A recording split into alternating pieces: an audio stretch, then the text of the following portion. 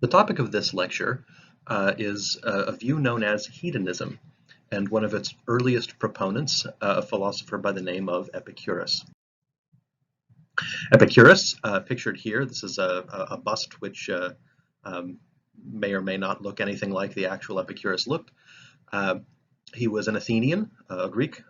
He lived from 341 to 270 BC, and he is the founder of a school of thought known as Epicureanism in his honor. Epicureanism and hedonism are going to be terms that are used interchangeably in this context. We'll most often refer to his view as hedonism. This whole school of thought idea, the closest modern parallel I can come to this is something like the lifestyle guru, as you see pictured here, Martha Stewart and Dave Ramsey. Although Dave Ramsey's advice tends to be primarily financial in nature, Martha Stewart likewise tends to not necessarily give advice on how to live the good life generally, but tends, to give advice about home decor and other related things. But the idea is that both of them are sort of a cult of personality. The analogy breaks down a little bit in that they have lines of products and books and seminars and things that they do sell. And so I don't know that Epicurus would really like the comparison. But again, it's kind of the closest thing I can think of to trying to explain one of these old Greek schools of thought. The idea was that one of these people, like say, for example, Epicurus or some of his contemporaries, would perhaps form a school. That Epicurus's was called the Garden, and it was just outside Athens. And the idea is that they would teach their students, their followers, about how they think the best way to live was, and what they thought about a whole variety of other philosophical issues. And those teachings would be sort of spread around, and people would sort of pick one of these things sometimes and try and follow the teachings of one particular school of thought or another. And there were a number of them. Stoicism is a sort of competing school of thought in the time of Epicurus. And so in order to understand Epicurus's ideas properly, we're going to have to introduce a distinction, between what we call extrinsic and intrinsic goods. Now, one of the first mistakes that people often make here are mistaking the word extrinsic and intrinsic with the words external and internal, right? They have the same prefixes, but they're different words. Sometimes people say, oh, an external good or an extrinsic good is a good that's good for others, while an intrinsic good is one that's good for oneself, right? Well, that's external internal. That's not extrinsic intrinsic. Okay, so don't be confused in that way. An extrinsic good, right, is going to refer to something that is good only for the sake of something else, right? Not good for something else, good for the sake of something else. And an intrinsic good is something that is good in and of itself. Okay, and so let's give you some examples because that'll make a little more sense. Okay, so let's start with some extrinsic goods, and we'll start with the chief of all extrinsic goods, and that is money. Okay, money is what we call an extrinsic good because it's only good for the sake of something else. That is, it's not good in and of itself, right? So imagine you had some money, right? That may not be terribly difficult to imagine. So say you've got a dollar bill. The question is it valuable? Well, yes, it's valuable. So does that mean you're going to hold on to it forever and treasure it and never let it go? Of course not. You're going to give it away in exchange for something that you actually want, right? Money is no good in and of itself. Okay, it's only good for what you can get with it. Okay, that's what makes it an extrinsic good. Misers are very confused about this. They think, for whatever reason, that the money itself is good, and so they like bury it in mayonnaise jars in their backyards or whatever. That's a confusion. So exercise, another thing. It's not good in and of itself, right? It's good because of its results, health and whatever else that comes with it. Technologies are also extrinsic goods. A technology isn't good just because it's technology. It's good because what it actually gives you. This is why things like smart boards are, despite the fact that they're technological, I don't actually think they're good. They take something that's very, very easy to do, which would be writing on a whiteboard, and then make it into something that's very, very hard to do and expensive. So just because something is technology doesn't necessarily mean it's good. Okay, technology is only good for what it actually gets you. If it actually gets you something good, then it's good. Life is one of those things where people talk about the value of life. And yes, life is valuable, but it's also only extrinsically valuable. It isn't just the fact of being alive that's important, right? Somebody could be alive and comatose, right? It's all of the experiences themselves that are actually important. So life itself is only valuable insofar as it's necessary to have experiences. It's the experiences that tend to be valuable. And then finally, education, right, is to most students is an extrinsic good. It's not good in and of itself. You know, you want it to get you something, for example, a job or money or future educational opportunities or something like that. Okay, and you know, some students, right, have a different view of education to some extent, but most people tend to regard it as an extrinsically valuable thing. So let's take a look at some intrinsic values. Okay, so actually we're going to say education again here. Actually, to most teachers, education is an intrinsic good, right? Something that's good in and of itself. Whether or not anybody ever pays you anything or gives you a job to know some particular thing, teachers tend to be of the mind that you're just better off knowing more than knowing less, right? Even if it doesn't get you anything else tangible, right? It's good in and of itself to be more educated. And so this is where sometimes when educational reform discussions happen, people sometimes talk past each other, and to some degree, suggesting that education is merely of extrinsic value can offend some people who believe it's intrinsically valuable. And then talking about the intrinsic value of education tends to turn off people who really want to focus on its extrinsic application. You might say that virtue could count as something that is an intrinsic value. It's good in and of itself. You don't necessarily have to be rewarded for being virtuous. People don't have to like you any better. It's still just better to be virtuous than to be vicious. Uh, but the one that's going to really matter for our discussion today is this one here, pleasure. Okay? And the way the argument goes is this. It seems like pleasure looks like it's an intrinsic good. Uh, Epicurus is going to argue that pleasure is perhaps the only intrinsic good, and the argument goes something like this. Okay, so you might just sort of address somebody and say, why are you doing what you're doing today? So if you're sitting in a class, for example, or sitting on the other end of your computer looking at this, I might say, sort of like, why are you doing this? Like, what's the purpose? Well, I need this class to as a requirement for my degree. Like, okay, well, what would you want to complete your degree for? Oh, well, I want to get a better job. Well, what would you want a better job for? I say, well, I want more money. Well, what would you want money for? Well, to buy some of the things I want. Why would you, why would you want to buy things, right? It's like, well, I gain pleasure from them. And if I say, what would you want with pleasure? Now, all of a sudden, my question doesn't seem to make any sense. Right? Some of those other questions are sensible, like you have answers to them. But when I say, what would you want pleasure for? It sort of gives you pause. You have to say, uh, because it's nice, right? You just substitute a synonym in for it, or just say, well, have you tried it? Right? It's pretty good. Okay, and so the idea is it doesn't seem like pleasure is good for something else. It's just good in and of itself, and so it becomes a goal of our actions. It's not itself some step along the way to something else. And so that's what Epicurus's view, the view hedonism or Epicureanism, is this, right? So when Epicurus says, or when he writes, that pleasure is the beginning and end of the blessed life, and pleasure is the standard by which we judge every good, what he's saying is that pleasure is the only intrinsic good, and conversely, then pain is the only intrinsic evil. Right? It says everything else, like when you get to the bottom of it, looks like it's done for the sake of pleasure or for the sake of pain, or avoiding pain in any case. And that's going to be the view. Now, some curious things have happened to the way that this view, that these words, the words hedonism and Epicureanism, have been used in more modern times and in modern language. So case in point, if you do a Google search of hedonism, this is what you're going to see. You're going to see, of course, the dictionary definition.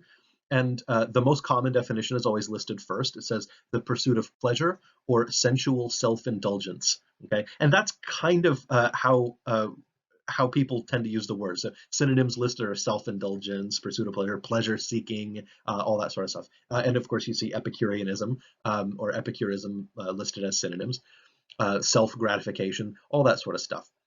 And that tends to be kind of how it is. And you'll notice if you go a little bit over, if you look at the images, you see a bunch of people on beaches and having parties. And if you the very next result below the definition is an advertisement for or a web page for a clothing optional resort somewhere in Jamaica. So that gives you an idea of how people use the term hedonism.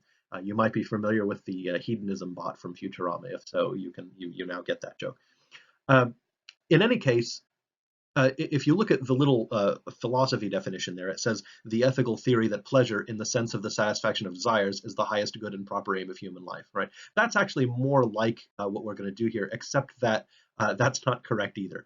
So here's the thing. Dictionaries are really, really good at giving you common usages of terms, but they're really not very good at giving you specialized usages of terms that are used sort of by experts within a field. The desire satisfaction view of well-being is not the same thing as hedonism. They really are very different. So it really should just be the theory that pleasure is the highest good and proper aim of human life. And we'll talk about later that hedonism is not itself an ethical theory, right? It is a theory that has importance in ethics, but it's not a theory of ethics. Okay, and so again, we'll mention that later. The point I want to make here is that to some extent, the opponents of Epicurus's view have been allowed to sort of decide what hedonism means or what sort of connotations it has. And so hedonism is associated with sort of wild revelry and debauchery and sort of, our reckless abandon and pleasure seeking of that kind. And it sounds like when you say something like pleasure is the only good, pain is the only evil, that's the sort of thing you would mean. But we'll see that Epicurus doesn't really. Likewise, if you look at Epicurean in a Google search, you're going to get some results like, for example, the Epicurean Lounge. I assume that's partially geographically tied because it's in Kansas City, as you might see, and that's very near where I am. You'll also get if you go to epicureancs.com, right, you'll get a company that makes cutting boards and kitchen utensils. I actually have some of these cutting boards, oddly enough. I bought them something like a decade ago, and I will say they're very excellent cutting boards. But the idea is that it gets associated with, again, the finer things in life, like fine dining, fine food, pleasurable atmospheres, that sort of thing. That's how people tend to use the word Epicurean now. However, again, that's not exactly what Epicurus himself would have meant by the term. So we're going to have to put aside some of these usages of the terms, or these connotations to the term, in order to get clearer. So the first major misconception of what hedonism is as a view, or Epicureanism as a school of thought, is that hedonists are all of these like wild pleasure seekers, right? And this is not at all what Epicurus encouraged when you read the piece. Okay, and so, for example, he says, we pass over many pleasures when greater discomfort accrues to us as a result of them. So it's important that Epicureans or hedonists, they do seek pleasure, uh, but they don't seek all pleasures, right? They pass over many of them, and really they want to also avoid pain. So, for example, if you consider going out and sort of partying all night, drinking too much alcohol, or overeating, or choosing fun over sleep too often, all these behaviors will eventually take their toll in terms of a lot of pain and discomfort and ill health. And so those are the sorts of things that Epicurus counseled people not to do. He said, don't overdo it, because then, of course, you're going to bring in a lot of pain. And of course, not all pain is to be avoided. So exercise, for example, involves pain. If it didn't, it'd be a lot more fun. People would do it more often. Um, but it in general brings with it a lot of benefits along with that pain. Plenty of medical treatments involve pain, but of course are to the ultimate good. Saving money kind of tends to be painful for now, but it tends to be a very rewarding behavior. So all of those things, not all pains are to be avoided. Some of them are to be sought out, especially if they bring with them more pleasures. Okay, so that's the idea. And so for Epicurus, he counseled people that the best way of life is to get used to simple tastes, so that whatever destiny throws your way, it's either no worse than what you already have, or it's pleasant. Okay, and so the idea is to live this really, really simple life. So when something by chance happens to you that it either doesn't make you any worse because you're already living in a very, very basic, in a very simple way, or else it's pleasant. It's a nice surprise. And also, he prizes reason. Okay, though again he puts it this way: he says, it is better in a man's actions that what is well chosen should fail due to chance, rather than what is ill chosen should be successful owing to chance." Okay, so again, you'll see a lot of his advice is to try and insulate people from sort of nasty shocks due to one form of good luck or bad luck. Right? He says, if you live the right kind of life, have the right kind of mindset, good and bad luck don't really bother you anymore. And so he also counsels again this idea of simplicity, right? This voluntary simplicity. And so he says that hunger is the best seasoning, as the Aesop fable says. So simple food brings a kind of reliable pleasure whenever you don't have more than you need. In fact, in some translations of the work, he says, eat just as much to avoid shrinking, right? That's how much you should eat. And then when you experience some luxury, right, some really fine food, then you're in a better position to appreciate it. And his words make sense here, right? If you just imagine your very favorite food, right? Maybe it's macaroni and cheese, maybe it's a really nice lo mein. Uh, if you had that every day, like every meal, it would eventually wear on you, right? I mean, you'd get tired of it, and no matter how fine it was, right? No matter how luxurious it was, you'd get tired of it. And then if you had to eat something a lot less luxurious, maybe it wouldn't seem the same. Um, and so if you eat much more simply more of the time, then when you do have some food that's really special, you'll enjoy it all the more. That's Epicurus's theory.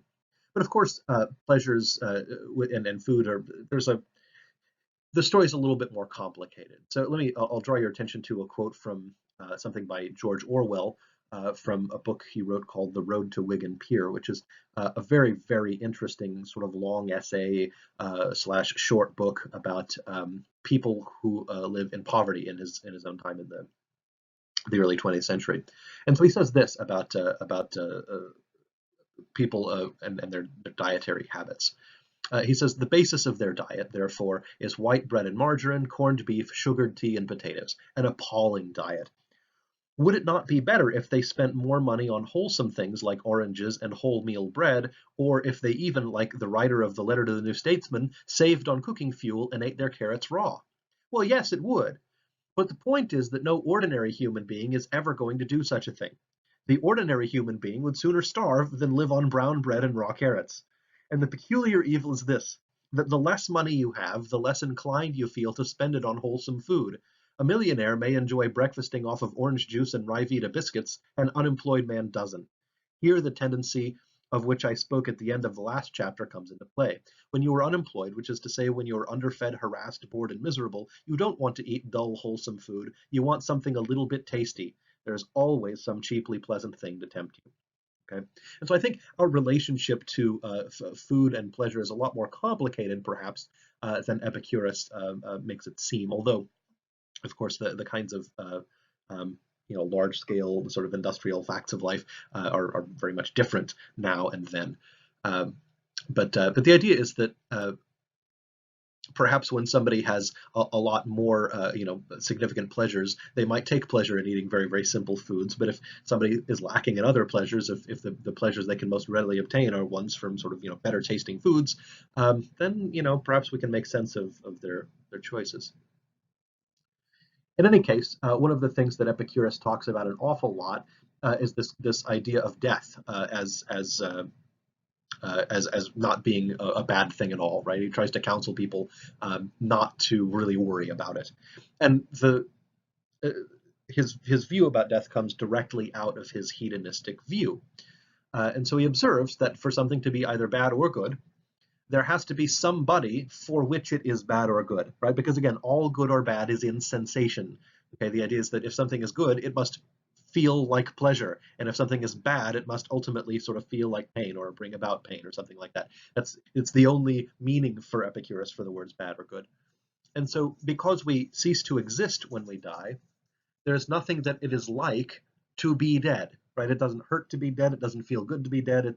There's if a person is dead, they're not there, okay? And so he says, death is nothing to us, like literally nothing. Okay, it's a state of having no experiences. And so it can be neither bad nor good. And so we would waste time if we spent, any time worrying about it or being scared of it. And so think of it perhaps this way. If all of the time that you didn't exist before you were born doesn't bother you, then why should all the time that you don't exist after you die bother you? Right? That's kind of the point that Epicurus is trying to get across. And again, it comes right out of hedonism, this view that the only things that are actually good are things that are pleasurable. The only things that are actually bad are things that are painful. And because death itself, being dead, is neither pleasurable nor painful, it's neither good nor bad. And so it doesn't bother dwelling on it. All the pain that you cause yourself being afraid of it is just useless for Epicurus. It's one of the major things that he counseled his followers to think about. Now, to sum up here, hedonism is what we call a theory of well-being. Okay, it's a theory of when people's lives go better for them. And so if pleasure is the only intrinsic good, then the life of pleasure and the avoidance of pain is the best life for a person. Okay, the life such as he describes it, not the life of wild abandon and pleasure seeking, the simple life of simple pleasures. Right? And since pleasures and pains are facts, right, then any notion of the moral good that's pegged on those is a notion of moral fact that helps to give us some idea of what a moral fact is like, or what might make something a moral fact. It may have something to do with pleasures or pains, because those are the sorts of things that determine whether a person's life is going well for them or poorly. And so this is very important. Hedonism is a theory of well-being. Okay, it's not a theory of ethics. It's a theory of what makes a person's life go well for them, not a theory of what makes an action or something else morally right or wrong. Okay? Its importance is this. We can use hedonism as one element from which to build one of the first major theories of ethics that we'll look at, and that is the theory of utilitarianism. Utilitarianism will involve hedonism as an element of it, right? But hedonism all by itself doesn't tell you what's right or wrong. It tells you what's good or bad for you. Okay, that's a theory of well-being, not a theory of ethics, right? And so that's a very important thing to keep in mind, a very important thing not to be confused about. Epicurus does not here give us a full-blown ethical theory, but he gives us a very important idea about well-being, and that is the view of hedonism, that pleasure is the only intrinsic good, and pain is the only intrinsic evil.